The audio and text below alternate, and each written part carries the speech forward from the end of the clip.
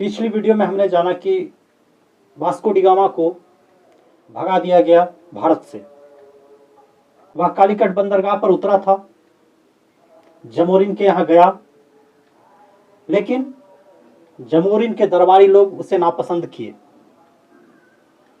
उस समय भारत में अरब और गुजरात व्यापारियों का बोलबाला था। अरब और गुजरात व्यापारियों ने उसे नापसंद किया और उसे भगा दिया। वह अपमानित महसूस करता है, वास्को डी गामा। इस बात को लेकर वास्को डी गामा अपमानित महसूस करता है और वह अपने देश पुर्तगाल चला जाता है। पुर्तगाल में उसका राजा इमेलवन वन था। उसने सारी बातें सुनी तो उसने सोचा कि हमारे व्यापारी को भारत में व्यापार करने नहीं दिया जा रहा है, तो उसने सोचा मैं अपनी सेना भेजूंगा और भारत को जीत लूंगा। यूरोप के लोग बहुत चालाक थे। वो व्यापार के बहाने आते थे और अपनी सत्ता स्थापित कर देते थे। इस तरह 1498 में वास्को डी गामा भारत आया, फिर वो वापस चला गया। ठीक इसके 10 वर्षों के भीतर ही 1505 ईस्वी में राजा इमेलवन अपने नए वायसराय फ्रांसिस्को द अल्मीडा को यहां वायसराय बनाकर भेजता है ताकि वह भारत पर कब्जा कर सके, भारत पर व्यापार कर सके और अरब और गुजराती व्यापारियों को नष्ट कर सके। इसी मंशा के साथ वह भारत की ओर चला। वह वायसराय बन चुका था। लगभग 1509 सैनिकों के साथ वह निकला, 22 बेरों के साथ। वह भारत की ओर चला। साथ में उसका बेटा था जो कि बहादुर था और एक अच्छा नौसैनिक और कप्तान था। उसके बेटे का नाम था लॉरेंसो द अल्मीडा। लॉरेंस भी कह सकते हैं उसको। वो बहुत 20-22 साल का लड़का था और बहुत ही बहादुर था। जब वह भारत की ओर चला तो उसे पश्चिमी कमांड दिया गया, वेस्टर्न कमांड, और वह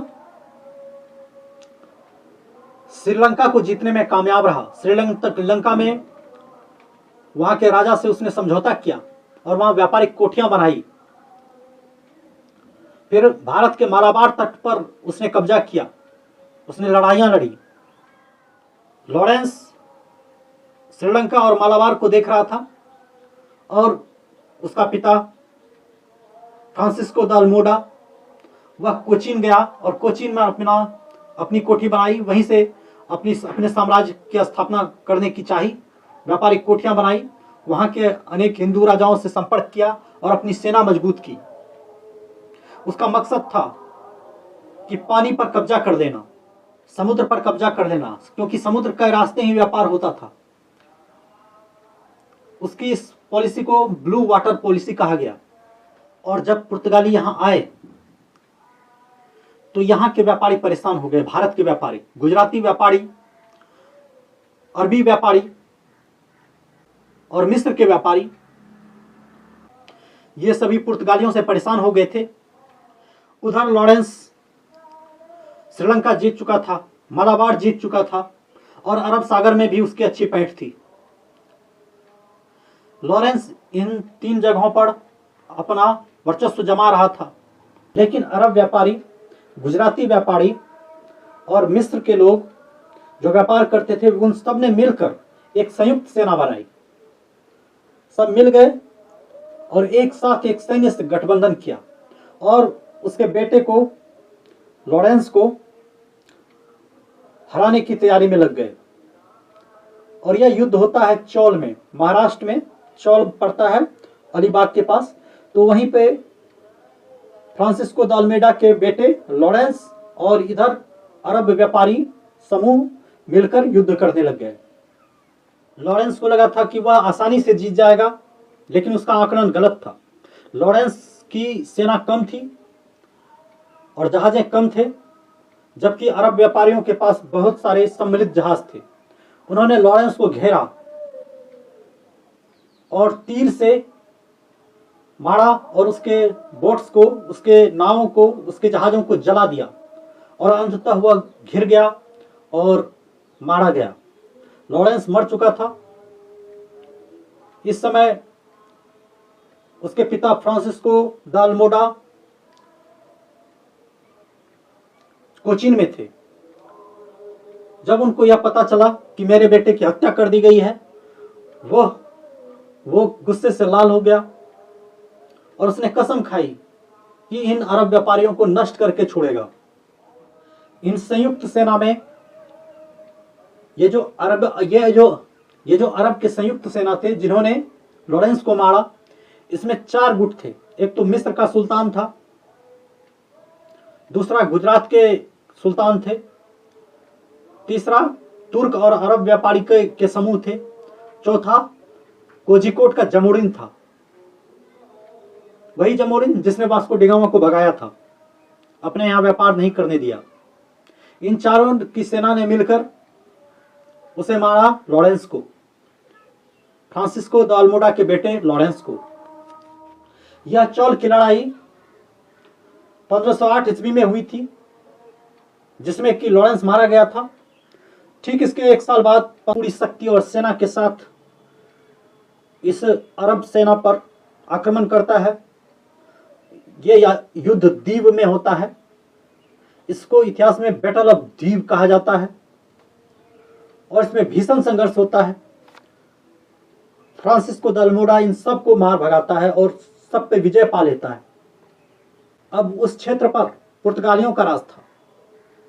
फ्रांसिस्को द अल्मोडा के मन को शांति मिलती है। उसके बेटे की हत्या का बदला पूरा हो चुका था। उसके मन को शांति मिल रही थी। उसे लग रहा था कि मेरे बेटे की आत्मा को भी शांति मिली होगी। जब युद्ध खत्म हो जाता है तो उसके कुछ दिनों के बाद सम्राट इमैनुअल I द्वारा एक नए वायसराय को भारत भेजा जाता है। फ्रांसिस्को द अल्मोडा के स्थान पर एक दूसरा नया वायसराय को भेजा जाता है। उसका नाम होता है Alfonso de Albuquerque. Alfonso de Albuquerque जब यहाँ आता है और वह अल्मोडा को अपना संदेश सुनाता है, वह कहता है कि सम्राट ने मुझे वायसराय बनाया है और तुम्हें वापस बुला लिया गया है। तो फ्रांसिस्को द अल्मोडा बहुत गुस्सा हो जाता है, वह नाराज हो जाता है। वह कहता है मैं यह पद नहीं छोड़ूंगा। मैंने ही और मेरे पुत्र ने यहाँ पे सारा संतुलन स्थापित किया है, सारा साम्राज्य हमने जीता है और मुझे वापस क्यों बुलाया जा रहा है। उसने गुस्से से अल्फांसो द अल्बुकर्क को बंदी बना लिया और बंदी बनाकर उसे जेल में रख लिया। अल्फांसो द अल्बुकर्क को बंदी बना लिया गया। 2-3 महीने तक नहीं छोड़ा। फिर दूसरी बार सम्राट का संदेश आता है अल्फांसो द अल्मेडा के पास कि तुम्हें वापस बुला लिया गया है, इस तुम्हारा कार्यकाल यहाँ पर खत्म हुआ, तुम वापस अपने देश चले आओ और नया वायसराय अल्फांसो द अल्बुकर्क होगा। तो लास्ट में सम्राट की आज्ञा माननी थी, वह वापस अपने सेना के साथ वापस लौटने लगा। लेकिन यहां पे एक रहस्यमय घटना हुई। वह जब वापस आ रहा था तो दक्षिण अफ्रीका के पास केप ऑफ गुड होप है। वह जब वापस आ रहा था तो दक्षिण अफ्रीका के पास केप ऑफ गुड होप है, वहां पर वह उतरा। एक जगह है ऐसी जिसे आशा का द्वीप कहा जाता है। इस जगह वह पानी और भोजन लेने उतरा। वो एक द्वीप था जहां पर कुछ आबादी थी। द्वीप जानते हैं जो पानी से घिरा हुआ क्षेत्र होता है, ज्यादा आबादी नहीं होती लेकिन काम चलाने के लिए आबादी होती है। तो वही जनजातियों की कुछ आबादी थी। वहां पर कुछ भोजन, पानी और कुछ जरूरी चीजें वो लेने उतरा ताकि लंबी यात्रा जहाज से की जा सके, क्योंकि पुराने जमाने में समुद्र के माध्यम से ही यात्राएं होती थी। उस द्वीप पर केप ऑफ गुड होप के पास खोई खोई जनजाति रहती थी। उस जनजाति का नाम खोई खोई था और उस जनजाति का काम यही था कि वो बकरी और भेड़ और पशु पालन करते थे, पशु चराते थे, दूध और उनका मांस खाते और बेचते थे। जब फ्रांसिस्को द अल्मोड़ा की नौसेना वहां पर उतरी केप ऑफ गुड होप में, तो वहां पे एक घटना घट गई। फ्रांसिस्को के सैनिकों ने वहां के जो खोई खोई जनजाति थे उससे कुछ उसकी पशुओं को बिना पूछे ले लिया, अर्थात चुराया या बलपूर्वक लिया, छीनने लगे। वहां की महिलाओं के साथ दुर्व्यवहार किया, गाली गलौज किया या बदतमीजी की, जिससे वे नाराज हो गए और नाराज हो जाने के कारण दोनों में लड़ाइयां होने लगी। फ्रांसिस्को द अल्मीडा की सेना के नौसेना और खोई खोई जनजाति के बीच लड़ाई होने लग गई। खोई खोई जनजाति के लोगों ने तीर और पत्थरों से उसके फ्रांसिस्को द अल्मीडा के 70 व्यक्तियों को मार दिया, 70 सैनिकों को मार दिया और फ्रांसिस्को द अल्मीडा को भी मार दिया। और इस प्रकार एक महान सेनानायक फ्रांसिस्को द अल्मीडा की मौत हो गई, जो कभी अनेक सैनिकों को वह मार चुका था, लेकिन खोई खोई जनजाति के लोगों ने उसे उसकी गलतियों के लिए अनायास ही सहज ही मार दिया।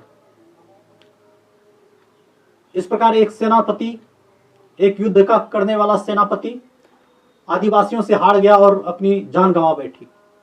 तो बहुत दिनों तक लोग उस द्वीप पर जाने से डरने लगे, क्योंकि उसे लगा कि जब फ्रांसिस्को द अल्मोड़ा जैसा सेनापति वहां पर मारा जा सकता है तो वो जनजाति बहुत खतरनाक होगी। लेकिन उन जनजातियों का भी बाद में चलकर बुरा हाल हुआ। बाद में चलकर ब्रिटिशर्स ने उन्हें गुलाम बना लिया।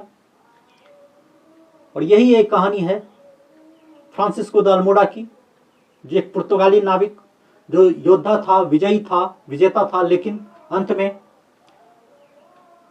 एक छोटे से द्वीप पर जाकर मर गया।